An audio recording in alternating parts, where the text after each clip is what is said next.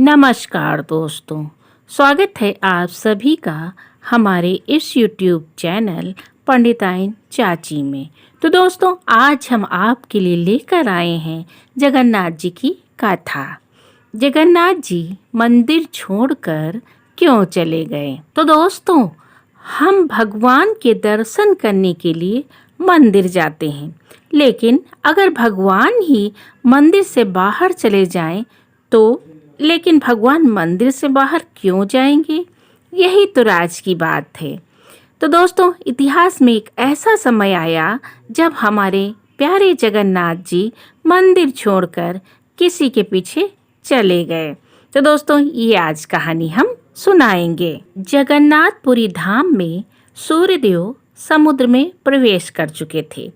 मुख्य मंदिर के पुजारीगण भगवान जगन्नाथ के मंदिर से उनकी सेवा करने के बाद अपने अपने घर लौट रहे थे। पुरी के मार्ग पर भक्तों की भीड़ धीरे धीरे कम हो रही थी और ऐसे समय में अचानक जगन्नाथ जी के कानों में कुछ मधुर धुन सुनाई दी और उसे सुनते ही तुरंत जगन्नाथ जी उठे और सीधे मंदिर के बाहर चले गए। ऐसा लग रहा था मानो वह मधुर ध्वनि जगन्नाथ जी को अपनी ओर आकर्षित कर रही है।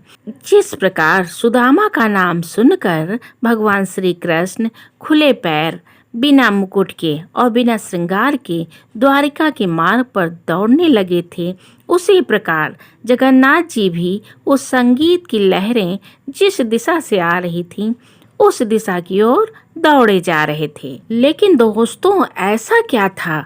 उन्होंने ऐसा क्या सुन लिया था कि वो मंदिर से बाहर निकल पड़े? तो अब हम इसकी कहानी बताएंगे। वास्तव में बात यह थी कि पुरी के नज़दीक एक गांव था और उस गांव में एक माली रहता था। उसकी एक पुत्री थी जिसका नाम पद्मा था।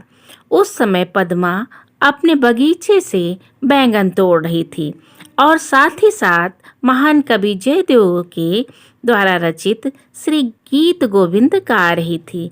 बस उसकी आवाज से जो भक्ति रस टपक रहा था, उसी ने हमारे जगन्नाथ जी को मंदिर छोड़ने के लिए मजबूर कर दिया था। पद्मा इतना सुंदर और मधुर गीत गा रही थी कि स्वयं भगवान जगन्नाथ इस गीत गोविंद को सुनने के लिए पद्मा के पीछे पीछे आ गए। अब पद्मा जिस उद्यान में कार्य कर रही थी, वहाँ तो कांटे भी थे, कंकड़ भी थे, लेकिन जगन्नाथ जी गीत गोविंद को सुनने में इतने लीन हो गए कि उन्हें यह भी नहीं पता चला कि उनके वस्त्र झाड़ी में और कांटों में फंसकर फट चुके हैं। उनके उत्तरी का ऊपरी हिस्सा कांटों में फटकर वहीं उद्यान में गिर चुका था। उनके पैरों में भी कुछ पत्थर और कांटे चुभ गए, लेकिन हमारे जगन्नाथ जी को तो होश ही कहाँ था। वो तो मग्न थे इस बालिका के मुख से गीत गोविंद सुनने में। और दोस्तों, कुछ समय के बाद पद्मा अपना कार्य समाप्त करके वहां से चली गई और उसी समय गीत गोविंद भी खत्म हो गया। इसलिए फिर हमारे भोले भाले जगन्नाथ जी इस गीत गोविंद से संपूर्ण रूप से संतुष्ट होकर वापस अपने मंदिर में आ गए। अब दूसरे दिन पुजारियों ने सुबह उठकर जगन्नाथ जी को देखा तो उनके होश उड़ गए। उन्होंने देखा कि जगन्नाथ जी के सारे वस्त्र फटे हुए हैं।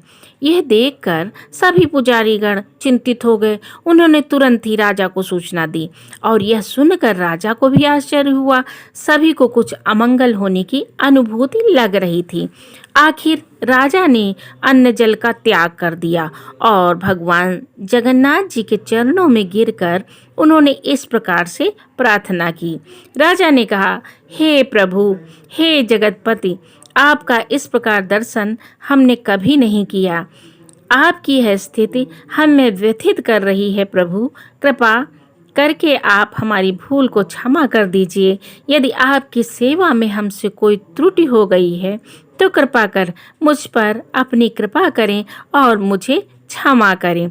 और दोस्तों, इस प्रकार भगवान से अश्रुपूरित नेत्रों से प्रार्थना करते हुए राजा ने पूरा दिन अन्न जल का त्याग कर दिया।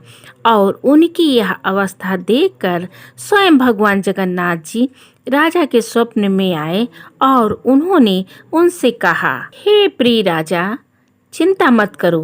वास्तव में मेरे प्रिय भक्त जयदेव गोस्वामी ने जो गीत गोविंद लिखा था वो मुझे अत्यंत प्रिय है।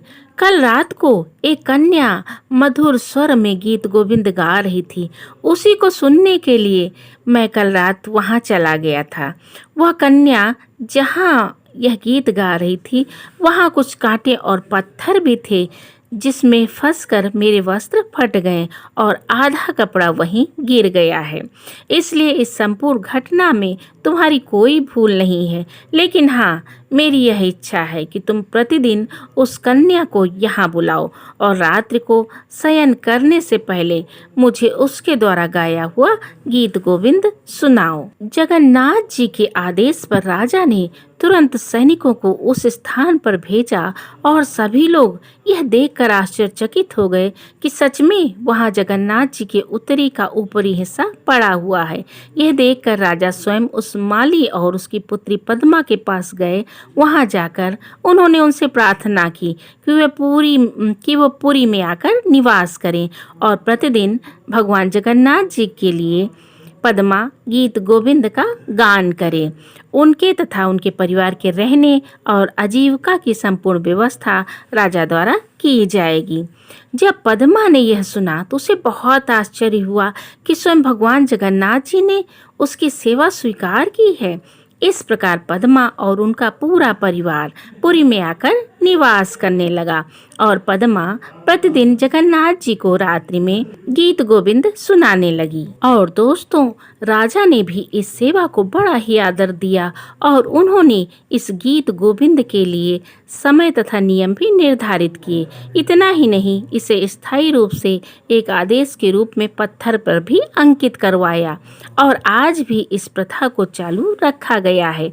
आज भी प्रतिदिन जगन्नाथ जी को शयन करवाने से पहले गीत गोविंद सुनाया जाता है। तो ऐसे हैं हमारे जगन्नाथ जी, जो अपने भक्तों को आनंद देने के लिए और उनसे आनंद लेने के लिए हमेशा तत्पर रहते हैं। तो दोस्तों, कैसी लगी जगन्नाथ स्वामी की कथा? अगर आपको पसंद आई हो तो लाइक, शेयर, सब्सक्राइब करना ना भूलें। बोलो जगन्नाथ स्वामी की जय हो।